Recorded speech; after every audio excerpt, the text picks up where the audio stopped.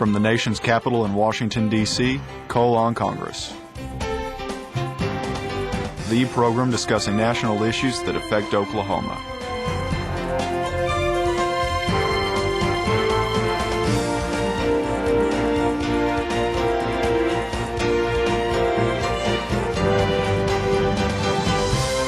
Your host, U.S. Representative Tom Cole. Thank you for joining me today for another edition of Cole on Congress. Today we're privileged to have with us as a special guest from the great state of Texas, my good friend Congressman Mike Conaway. Serving in his second term in the U.S. House of Representatives, Congressman Conaway has earned a reputation as a voice of reason here in Washington, D.C., and believe me, there's not a lot of those, Mike. Even though Mike is only in his second term, he's considered a leader in numerous policy areas and currently serves alongside me as an assistant Republican whip in the 110th Congress. Congressman Conaway has been one of the most vocal proponents of reducing the national debt and keeping taxes low for the American taxpayers.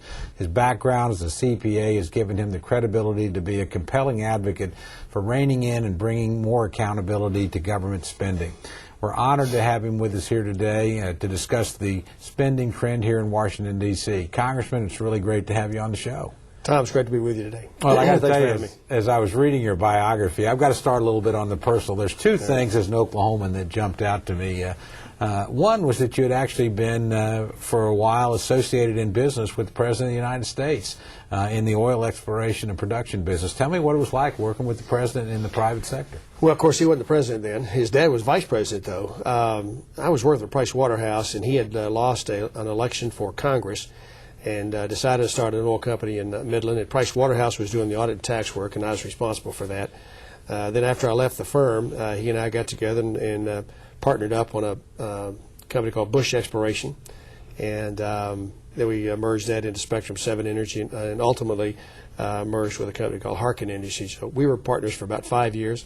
You know, he's one of those guys that's great to be around. He's funny, he's just quick-witted, self-deprecating, and just a great guy to be around. I tell you what, though, you guys, you've been better to be in the oil industry now than in the late 70s, early 80s. You know, it's always one deal off. I should have been partners with him on the baseball team. Would have made money there, or back in the oil business today. It would be very lucrative. It's a good time to be in the oil business. Well, I also noticed that you played on a high school championship football team, and in Oklahoma we take that very seriously. Well, you know, as a senior in high school, we thought that was pretty cool. I had no idea that over the rest of my life it would be a piece of that, of my background that from time to time is a great conversation piece, and it's important.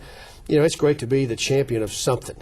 And so seldom in life do you get to be the champion of something. And being the state champion in Texas of the largest schools in the state was a great opportunity, a great experience with the guys. I'm still really good friends with most of those guys on the team, and you share that experience, and it's a lifetime deal. Well, you know, I know you were pretty good because you went on and played some college football as well. But if you were really good now, we'd have recruited you to OU because we go to Texas to get some of our very best football players. Well, that's right. That's right. In college, I got a college education out of it, but I did most of my playing Monday through Friday. Well, you got in a lot of time then. You understand what that means. Well, I played in college as well, and I know exactly what it means. So, anyway, well, let me go on and talk to you quickly about the serious stuff, because one of your important responsibilities is your work on the Budget Committee. I don't think there's any more important issue in front of us year in and year out than the budget of the United States of America. So from that vantage point, what do you see as the big challenges we face, and how well are we doing in facing those challenges? Tom, I think what I tell folks back in District 11 in Texas is that the single biggest threat to our way of life is not the Islamic jihadists. They will not change our way of life. They may kill some of us, but they won't change it. What will fundamentally change our grandchildren's way of life is the growth in this federal government. If you look at any of the projections, CBO, OMB, any of the think tanks, by 2050, we've got a government that's totally unsustainable under any kind of an economic model that's ever been in existence. And so as you and I look at that, as we deal with it day in and day out, I think it's the single most important thing that we do, because the ramifications and the disaster is day after tomorrow, and you and I and our colleagues here typically look at tomorrow. It doesn't get as much play as it should, but it is I think the single biggest threat to my grandkids' way of life that we face. What are the actions we should be taking now to make sure that our grandkids don't have to face a future like that? You know, I've introduced a bill last time and this time that's pretty simplistic. In fact, I had it in the Budget Committee as an amendment to the budget deal, and our good colleagues on the other side of the aisle, one of them rolled her eyes like a 14-year-old little girl when I brought it up, and that is no new programs. This federal government does a lot. If Alexander Hamilton came back to life today, who was the most expansive federal government of our founding fathers, I think he would look at this circumstance we have ourselves in and say, "Oh my goodness, how did you people do this?" And one thing is just quit creating new programs. And the bill I introduced said if you want to create a new program, if you've come up with some grand new scheme to fix all of America's ills, then you have to eliminate an existing program of equal or greater spending. Not just cut the spending out, because we act like we do that, but actually kill a program. The rationale there is if you've come up with a new program, you should be able to find across this incredible array of work the federal government does something that's less important than your new program. And if you cannot find any program out there that's less important than the one you're proposing, then that means your new program is the least important thing the federal government should be doing. And for goodness sakes, why would we start that? So it's very simplistic and straightforward. The folks back home understand it. The folks inside the Beltway don't get it. And so I'm having a little hard time getting it to the floor. Well, you know, I think the people, not just in Oklahoma and Texas, would understand that, but I think across the country, it's a terrific idea because it actually is something that you can grasp as a voter and understand that. You know, of course, families make those choices. You know, how many new spending ideas do we have on the table that every member of the family, you know, Dad wants a new boat to go bass fishing, Mom wants a new room on the house, the got kids. A prom coming up, and the daughter wants a new dress for the prom. Or we got to have that big trip to Orlando, to Disney World this year. But nobody ever stops and thinks, okay, what are we going to not do that we've been doing? You know, we do not set priorities well at the federal level. Now, we say yes to a lot of things. We rarely say no to things. And so this bill would help us begin to learn how to set priorities at the federal level, which we don't do well at all. Well, as you know, we've got really, in effect, three great areas of spending. You know, I think one of them, or two are both discretionary. That's all our programs and defense. And you sat with me on the House Armed Services Committee. We both know how important that is. And together, that discretionary spending, as it's called, is, about 38% of the budget. And then we've got the great, almost untouchables. The entitlement spending or the mandated spending. There's a variety of names for it, but it's Social Security, it's Medicare, it's Medicaid, it's programs of that nature. And they of course, have automatic increases built into them. Given that, I mean, where would you start if you were going to try and just rein in the growth of government? Well, I think you've got to talk about mandatory spending because that's where all the money is. You can't balance a budget. You can't rein this thing in only working on a third. You've got to go after not only that third, and there is plenty of extra spending in the third that we do, but the big elephant in the room with this is mandatory spending. And quite frankly, the easiest of the hard things to do, and they are hard, is Social Security. You know, the first 8 months of my service here in Congress, the first 8 months of 2005, you and I and others spent that whole 8 months, including the President, talking about the need to reform Social Security, how important it was, what the mechanics were, what's going to happen in 2017, what's going to happen in 2040, and trying to lay a predicate for why it's important that we make some changes to that.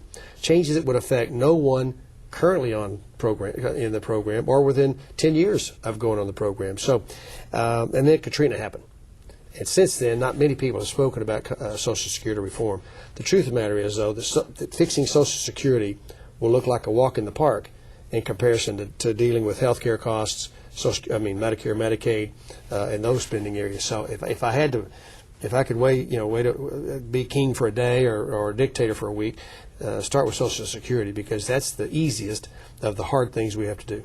Well, let's start there. We just had a new federal budget that was passed. Neither you nor I voted for it, but it's a budget that, while it doesn't have the force of the law, lays out the assumptions we're going to operate on over a 5-year period.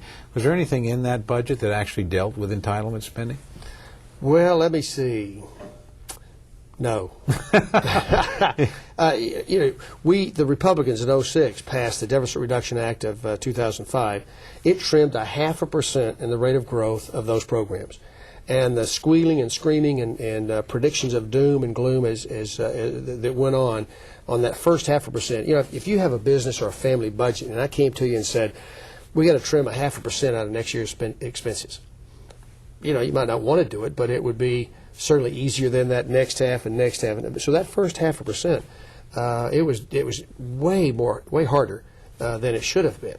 In this budget, the Democrats do two things that, among others, that you and I would disagree with. One, they continue to spend the Social Security surplus, which I think that we ought to sequester and just go ahead and borrow that money. Instead of borrowing the money from the Social Security Trust Fund, borrow it in the open markets and pay the Social Security Trust Fund a market rate on the interest rate.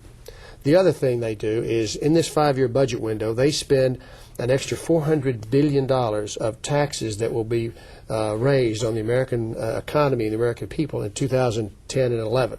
11 and 12. They play games with it by saying, well, we're not raising taxes this year, which is 08, but the budget window is a 5-year look, 8, 9, 10, 11, and 12.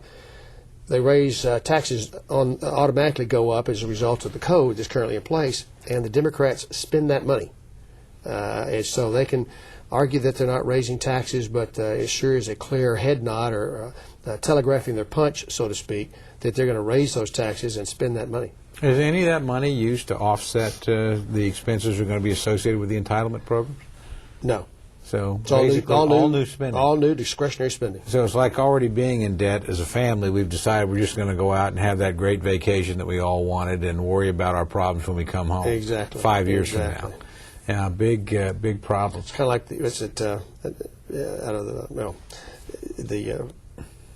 Tara, Gone with the Wind.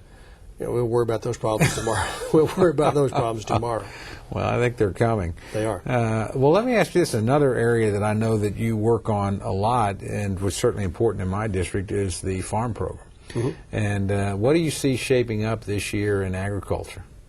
Well, of course, the Farm Bill expires at the end of September. It needs to be and must be reauthorized, and I think that it will, whether or not it's a full new rewrite of the bill, which everybody would intend to do, or simply an extension for, I would hope, at least 3 years to get it out of the election cycle so that we're actually trying to work on that program in a year when none of us are running for re-election. It remains to be seen. Chairman Peterson wanted to have the subcommittees, there are 6 subcommittees, do their work on the authorization, and we've done that. He then intended to bring it to the full committee in June and in the House floor in July. We've slipped as a result of the Senate really not living up to their end of the bargain. They had early on, back at the start of the year, he and the chairman over there had agreed to a timetable that would have this thing done in September. The House has slipped a little bit. The Senate really hadn't started. And so it looks like now that we'll be on the floor within full committee during the month of July, maybe on the floor in July, but more likely September. The Senate is working very slow. They've not done any work on the appropriations yet, so they've got all that work to get done. And so trying to predict what the Senate might or might not do, I don't get paid to do that, and I don't do it very well. But I would be surprised if they're able to get it done. So it looks like at this stage, unless something a miracle happens, that we're looking at an extension sometime in September, because the program does expire in September, and we simply cannot let that happen. It's too important a safety net to rural America, which you and I represent, to allow that to happen. Well, let's talk about the other spending challenges in front of us. You and I have been voting now on appropriations bills. We voted on some last week. We'll have a few this week. Those bills have been coming in pretty much on the high side, to say the least. I mean, the President proposed, I think, overall for the federal budget something like a 6.5% increase. Mm-hmm. All these bills have come in pretty much, most of them, not all of them, but have come in well above his suggested prices. What do you think will happen as we go forward? Do you think these bills will continue to be above what the President's recommended budget is? And if so, where do you think that will leave us this fall? Well, I do think the Democrats will continue to spend more money. They're getting an awful lot of pressure from the left side of their aisle, the left of the left, to continue that. We've not seen the big social programs come through the floor yet, and I think you'll see some pretty substantial increases there. We delivered, the Republican conference delivered to the President last week a letter signed by some 150 of us that said we will sustain any veto of a spending bill that he actually does. The problem with that is that given the lack of work in the Senate, we're not likely to have more than one or two of the individual bills pass and have the president a chance to veto those. In more likelihood, it'll be an omnibus bill, which is an opportunity to spend a whole lot more money than we would have otherwise spent on an individual bill-by-bill basis. And the president vetoes that. We're looking at sometime in October, November, and then you've got do you use continuing resolutions to keep the government functioning while you and I and our colleagues on the other side of the aisle try to make this work? But I see a very disruptive period in September, October, November from the appropriations bill standpoint, just because the Senate's not likely to get their individual work done. And just so our listeners understand, an omnibus bill is simply literally rolling up a lot of spending bills in different areas, maybe a transportation bill and a defense bill and health, education, human services type bill, all together into one vast bill, which can't be amended probably right. On the floor, and then we've got an up or down vote, and it will have billions of dollars beyond what the president is requested, and frankly, it'll be well in excess of what we spent last year. Well, and the opportunity for mischief is huge in an omnibus bill. When the appropriation subcommittees of jurisdiction control their spending, control their bill, you've got, as we've seen so far, the bills that come through the House, an awful lot of extra spending in them. But if you eliminate that responsibility, you eliminate that accountability, and you throw it all into one pot, then sizable chunks of money can be put into the bill that when you look at the entire spending, don't look like much. Now, that's D.C. code for billions of dollars. On the side, I had a staffer one time mention that $12 million with an M, $12 million was not much money. And I said, excuse me? And she said, well, it's not much money. So I asked one of the staffers to give me an individual deposit slip out of a checkbook. And so we found one, and I gave it to that staffer, and I said, write that $12 million on that deposit slip. And she looked and she said, it won't fit. It's a lot of money. But in an omnibus bill, it is fraught with mischief and the opportunity to spend way more money than we would have otherwise spent on a bill-by-bill basis, I think. Well, and it becomes, if the president does veto, as I suspect he will in a situation like that, and has the votes to sustain it, I mean, the wrangling will then could move into next year. And of course, it's tough enough to get things in an off year. When you've got an election underway, it's very difficult. Well, here's the good news. If that happens, and we go to a continuing resolution system where we just say, all right, we're going to spend what we spent last year, that's less money than anybody has proposed for 2008. So even if we just spend into next year at the 2007 levels, that's less money than either the president's proposed or the budget was for this year. So that's a bit of a hollow victory for those of us who think we should spend less money. But I think most Americans would never know the difference. They would not. They'd see the basic services of government continue to function. The mail would still come. The roads would still be built. The Social Security checks and Medicare payments would still come. Things would still occur, and yet we would have a very substantial savings and actually make a dent in that problem you're concerned about for our kids and grandkids. Given the strength of this economy, that small businesses and medium-sized businesses, large businesses, individual sole proprietors all over the United States have built over the last 5 or 6 years. Now, government tries to take credit for it, and the president gets credit or gets the blame for it. But the truth of the matter is, this economy, driven by the private sector, has just been awesome. And if you look at the tax revenues collected, we have, in the last 3 years, collected record amounts of money for the federal government. So if we could just hold the line on spending a year or two, the growth in revenues, because there are more people paying taxes, would actually come up and catch us. We could balance the budget, just allowing the economy to grow and not spending any more money than we spent this year. So, folks back home, my business clients, when I'm a CPA, they certainly understand that. Every family budget out there understands that you've got two sides. You've got a revenue side and an expense side, and if your revenue side is not going up, you better be darn tight on the expense side. Well, we enjoy a revenue side going up, and so we've been very lax on the spending side. Well, we live in a place here inside of Potomac, or work in a place. Thank goodness we don't live here. inside the district where there's a very funny view of these things. That is, if you simply you can increase money in budgets, and here it can still be called a cut because you didn't increase it enough or to a certain proposal. So spending restraint is never even considered an option. It's considered a cut rather than a modest increase as opposed to a larger increase. Yeah, I mentioned the Deficit Reduction Act. We trimmed 0.5% in the rate of growth. Still growth, still more money in every single program over the 5-year horizon that we're working at, just a little bit less than the previous year's guess at what would be spent. And the screams that we were, throwing folks out of nursing homes and kicking kids out of school and all those kinds of stuff, way overplayed. But again, it was just a slight reduction in the rate of growth, but yet it was still quote-unquote cuts. Well, the real consequences for that really do fall on your kids. I remember a couple of years ago, my son had just begun teaching in Mississippi, and he called me up very proud, and he said, Dad, I just got my first 4-digit paycheck in my life. And I said, I'm really proud. And then he immediately added, said, yeah, and you can't believe how much you guys are taking out of this thing. You need to do something about it. And, we laughed about that. But then I got to thinking, when I was his age, and I was getting my first check, a little bit younger than him, actually, my Social Security payment was a little over 3%. Now it's 6.1 for him, starting out in his first check. I'm old enough that I didn't even have a Medicare payment on my first real check because that hadn't been enacted into law yet. And he's got a substantial payment on that. And so if you really look at what we're taking out of the checks of young people who are not getting a lot of these benefits, that's where the real crisis hits, because they are paying in more now than we did or our parents did. And they're going to get less unless there's some sort of dramatic reform in this. Well, one of the great deception is the withholding process. I'm a CPA, and for 30-plus years to help people comply with the tax code. And if you would ask them, how much taxes did you pay last year? What was your tax bill last year?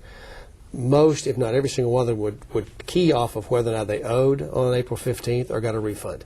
They had no clue what the base number was of how much taxes they had really paid, because it's withheld from their compensation and they never see it. And so consequently, they really don't sense exactly what this federal government is costing them on an individual basis. Well, let me move you to another area now, because you also said on the House Armed Services Committee, and I don't think there's a lot more important than we do in the Congress of the United States than provide for the common defense. It's a pretty serious responsibility and obligation, no more so than at a time when you've got men and women in combat zones half a world away. What have you drawn, what's your observations and lessons, if you will, from your service on the Armed Services Committee? Well, first, you cannot brag too much or overstate how awesome this current group of men and women are who defend this country, who stand between you and I and some really bad people out there.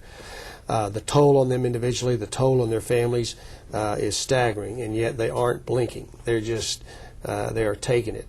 General Petraeus said the other day, these extensions that we've currently announced are hard. Nobody likes them. Everybody's complaining about them. But he looked us in the eye and said, we are professionals, and we will get the job done.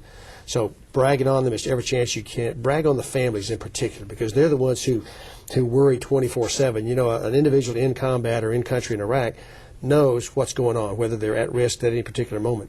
But as far as the moms and dads and the husbands and wives and sons and daughters here, every second of every day, their loved one is at risk. Their loved ones, and so praying for them and bragging on them, so that because without their support, then the great work that our men and women in uniform are doing day in and day out couldn't get done.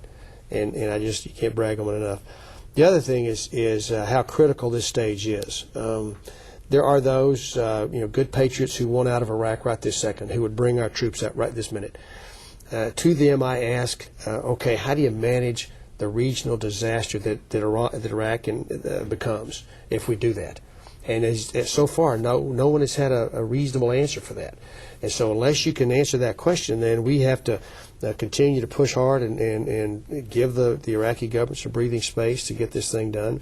We've obviously got a fight in Afghanistan that ebbs and flows, but I think the democracy there has taken hold a little better than what it is in Iraq. But these are hard times. You and I both go to the funerals of the young men and women who from our district who are killed, and we hug their moms and dads and cry with them and try to get some sense of what this is costing. But these are hard times, but man, we've got some wonderful people standing between you and I and some bad guys. And so serving on the Armed Services Committee when your country's at war, you can't have a better committee.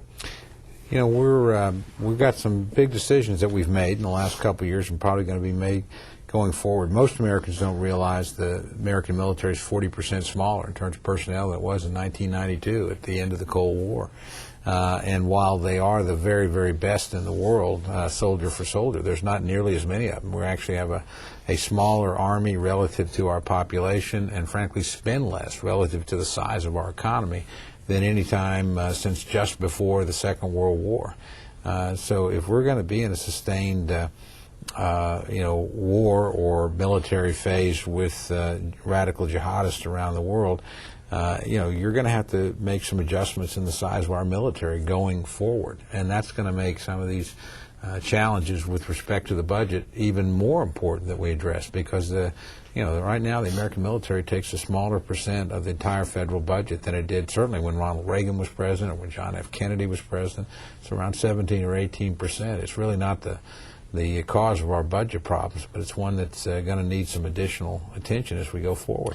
Well, the thing about defense, Homeland Defense, national security, that is clearly a federal job.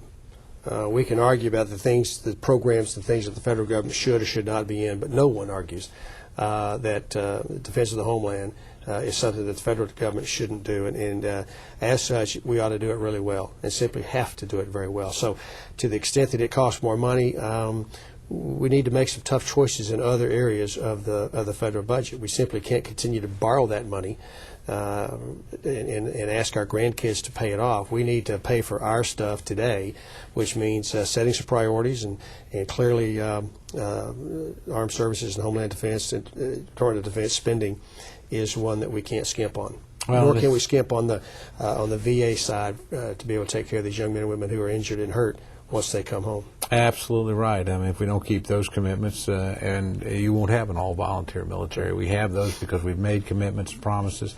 Those young men and women certainly expect us to keep, and their families do too. Absolutely. Well, Congressman, we're just about out of time, but I wanted to thank you for coming today to join us on our show. Appreciate your service in the United States House of Representatives. There's no doubt that Americans are concerned about government spending here in Washington and the impact it's going to have on their pocketbooks. As we continue to keep fighting for American families, rest assured that I'll be bringing you the most up-to-date information on new spending trends here in D.C. Until then, this is Congressman Tom Cole from our nation's capital. Thank you for joining us. Good to be with you, Tom. Thank you for having me. Thank you, Mike.